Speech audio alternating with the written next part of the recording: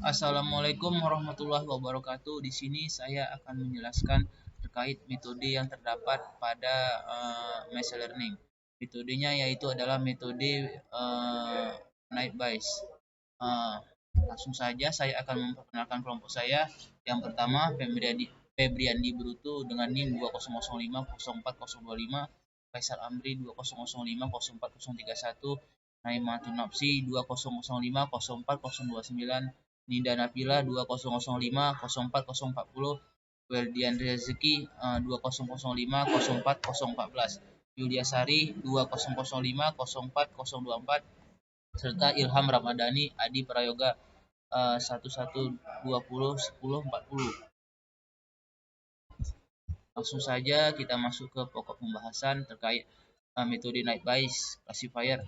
Apa itu Naive Bayes Classifier? Adalah suatu algoritma yang memiliki metode probabilitas dan statistik. Metode ini telah dikemukakan oleh ilmuwan Inggris yang bernama Thomas Bayes. Dapat juga memprediksi peluang di masa depan berdasarkan pengalaman masa lalu. Ciri utama metode ini ialah asumsi yang sangat kuat akan independensi dari masing-masing kondisi atau kejadian. Adapun rumus umumnya yaitu peluang peluang A sebagai B atau peluang B sebagai A kali peluang A per peluang B. Kemudian selanjutnya kegunaan Naive Bayes dapat mengklarifikasikan dokumen berupa teks, baik itu teks berita atau teks akademis. Dapat membuat diagnosis media secara otomatis. Contohnya seperti diagnosis diabetes pada rumah sakit. Kemudian selanjutnya dapat mendeteksi atau menyaring spam. Biasanya terjadi pada sebuah email yang melihat apakah pesan itu spam atau tidak. Baiklah selanjutnya kelebihan Naive Bayes bisa dapat dipakai untuk data kuantitatif maupun kualitatif. Tidak memerlukan banyak data. Jika ada nilai yang hilang, maka bisa diabaikan dalam perhitungan. Perhitungannya cepat dan efisien, mudah dipahami, kodenya sederhana. For binary classification dan multi-class classification for binary ini datanya 2 atau multi-class classification datanya banyak. Kekurangan Naive Bayes, jika probabilitas kondisionalnya sama dengan 0, maka probabilitas prediksinya juga akan bernilai 0. Kemudian variabel independen membuat berkurangnya akurasi karena biasanya ada korelasi antara variabel yang satu dengan variabel yang lainnya. Berarti dia saling berhubungan. Keakuratannya tidak bisa diukur menggunakan satu probabilitas saja, melainkan bukti-bukti lain untuk membuktikannya. Harus butuh bukti-bukti lain agar bisa membuktikannya. Kemudian selanjutnya ini saya ada contoh soal terkait program yang akan saya jalankan nanti. Di sini saya mempunyai sebuah data yang terdiri dari 15 data mahasiswa yang dikategorikan berdasarkan waktu kelulusan, yaitu tepat waktu dan terlambat. Data ini terdiri dari beberapa atribut. Kita akan menggunakan algoritma Naive Bayes Classifier untuk mengklasifikasi data mahasiswa ini. Dan juga di sini terdapat data yang akan kita cek nantinya.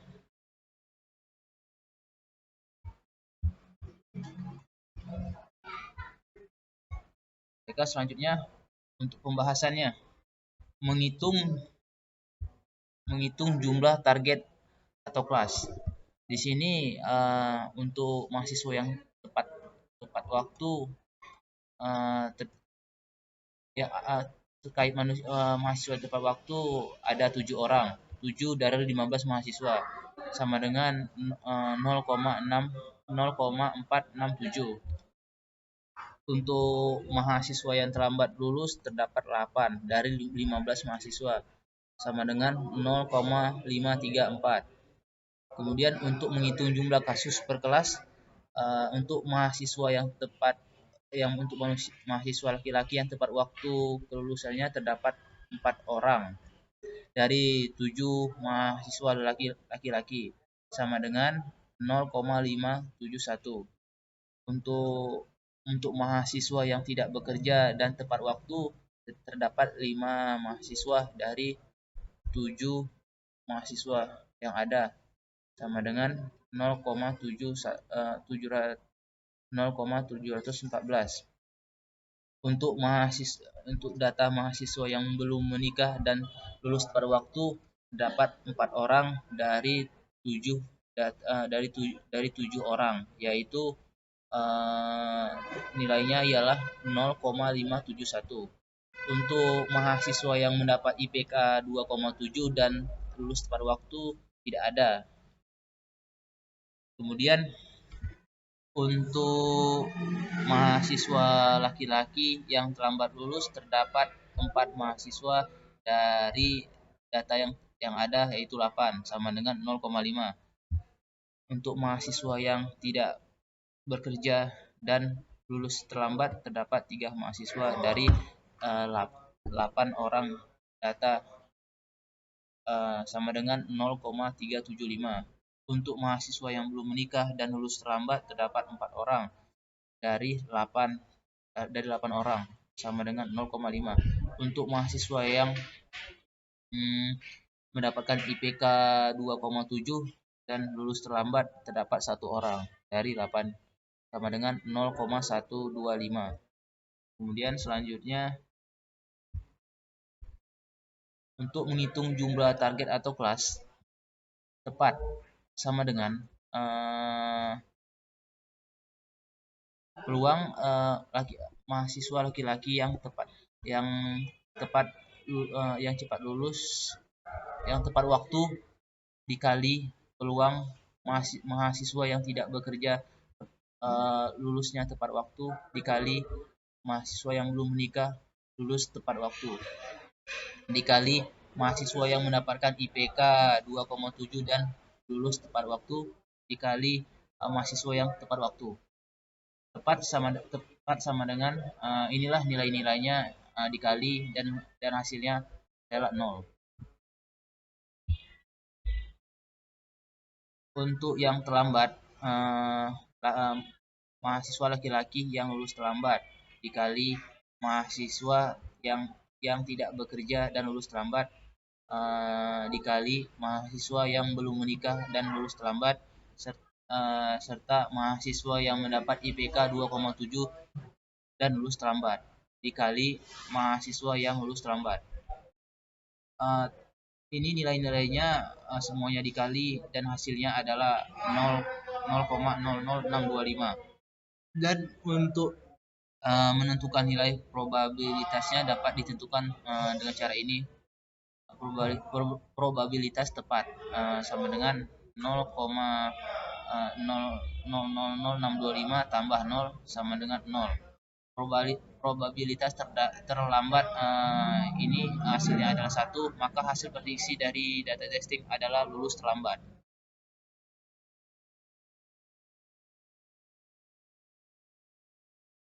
Mungkin kita akan lanjut ke codingannya untuk mengetahui data-data tersebut.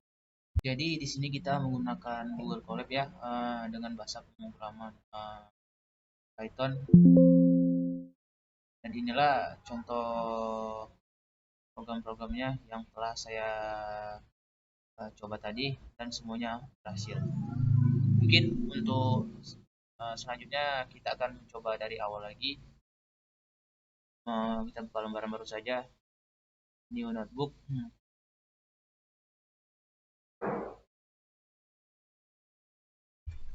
Baiklah, sebentar.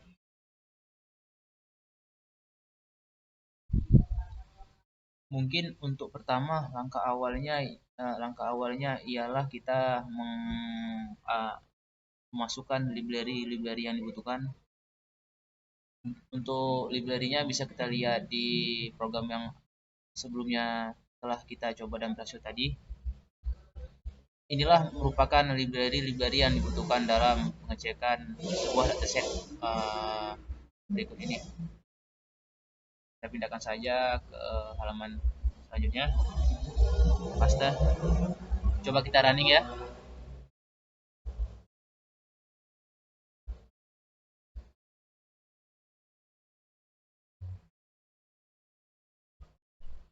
Bentar,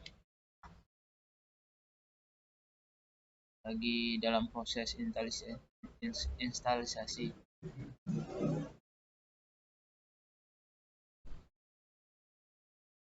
Nah, di sini untuk jcompile dia tidak ada di modul dan tidak ada, berarti di, diminta untuk agar bisa diinstal dulu library-nya. Caranya begini, ketikkan perintah perintah ini, kemudian kita masukkan pada codingan selanjutnya agar library-nya dapat terinstall.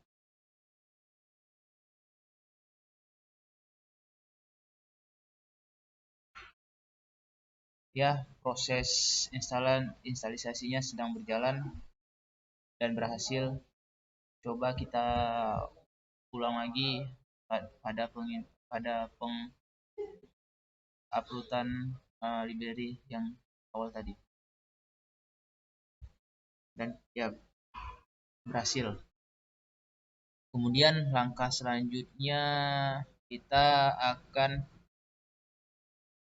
memanggil dataset yang kita punya untuk ditampilkan pada Google Colab, dan akan kita pastikan apakah benar atau tidak. Masukkan saja.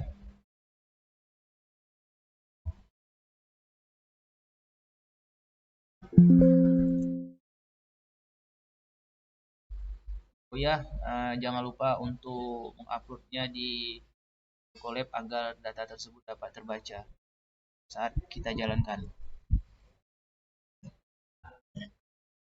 Itu dataset search SPI ini, dan satu saja dulu.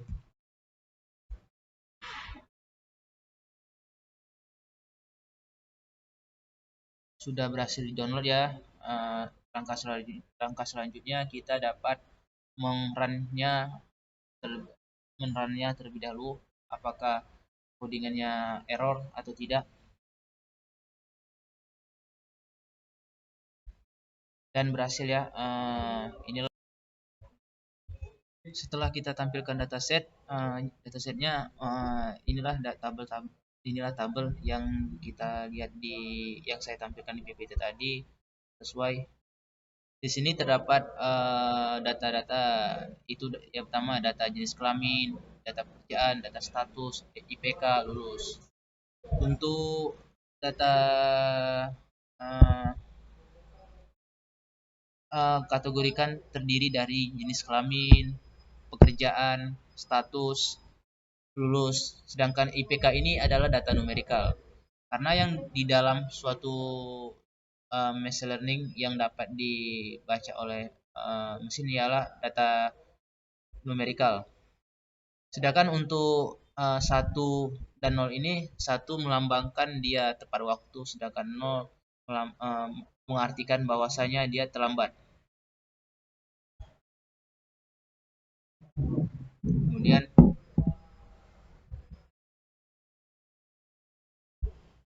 sebentar. Kemudian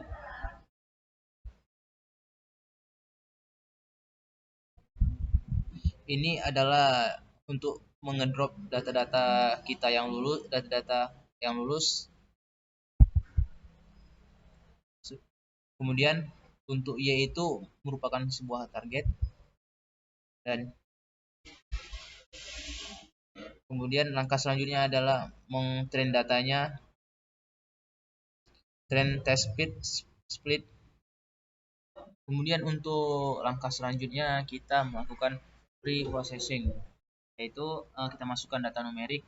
Data numerik tadi kita ketahui adalah IPK, sedangkan data uh, kategoriknya tuh terdapat data jenis kelamin, pekerjaan, status, dan juga kelulusan.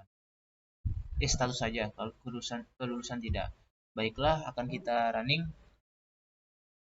Kemudian untuk langkah selanjutnya kita akan memasukkan codingan ini Skyline, kemudian pipeline. Untuk kedua data ini kita masukkan dari ini yang atas library yang telah kita masukkan di pipeline dan Copos. Bisa kita running berhasil atau tidak, dan berhasil. Kemudian untuk langkah selanjutnya kita pipeline melihat data X-train dan Y-train.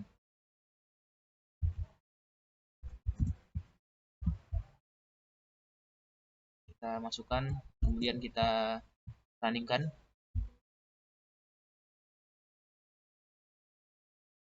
Dan ini datanya setelah berhasil dan terbaca. Di sini menampilkan data numerik. Data numerik itu IPK dan kategorikal itu jenis kelamin, pekerjaan, dan status. Kemudian untuk langkah selanjutnya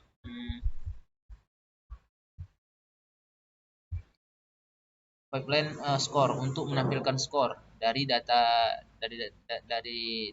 X-train dan Y-train.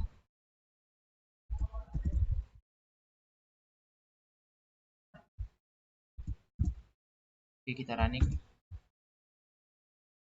Dan ini hasilnya adalah 0,9166. Itu lumayan skor yang tinggi, luar biasa ya. Kemudian untuk tahap selanjutnya pipeline score untuk menilai hasil data tes dan Y-test kita. Oke, kita coba di sini, kita tampilkan apakah sama dengan lembaran yang tadi. Dan di sini hasilnya 100 ya, artinya sempurna. Kemudian untuk selanjutnya kita menampilkan Jolcom plot import plot cohesion matrix, menampilkan sebuah matrix dari data yang kita punya. Kemudian langkah selanjutnya kita akan mengimportkan data JCOM untuk menampilkan sebuah matrix. Di sini kita menampilkan dua tampilan data, dan di sini untuk data trend kita mendapatkan skor 90%, sedangkan data tes kita mendapatkan skor 100%. Kita sepakat tadi jika 0 itu terlambat lulus dan 1 tepat waktu. Kemudian inilah aktual dan prediction-nya. Tetap aktual dan prediction. Kemudian untuk langkah selanjutnya yaitu adalah kita memanggil data testing kita.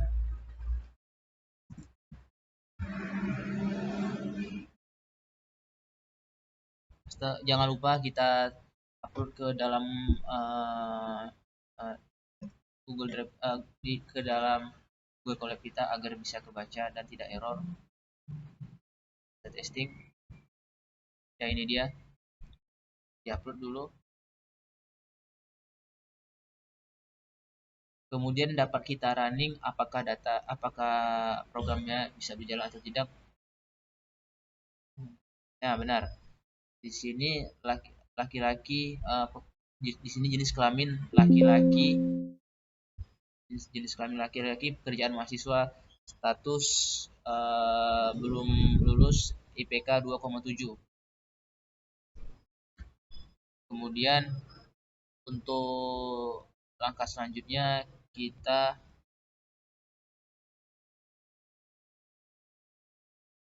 uh, masukkan perintah pipeline predix express ini.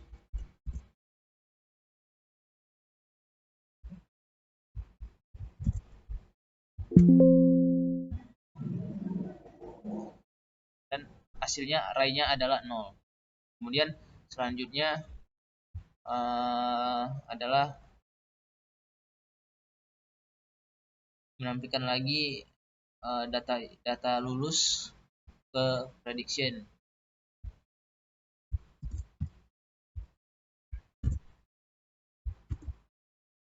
Nah, inilah hasilnya. Artinya jenis laki-laki, jenis kelamin laki-laki, pekerjaan mahasiswa, status belum lulus, IPK 2,7, kelulusan terlambat. Mungkin hanya sekian yang dapat saya sampaikan. Mohon maaf bila banyak kesalahan. Saya akhiri. Assalamualaikum warahmatullahi wabarakatuh.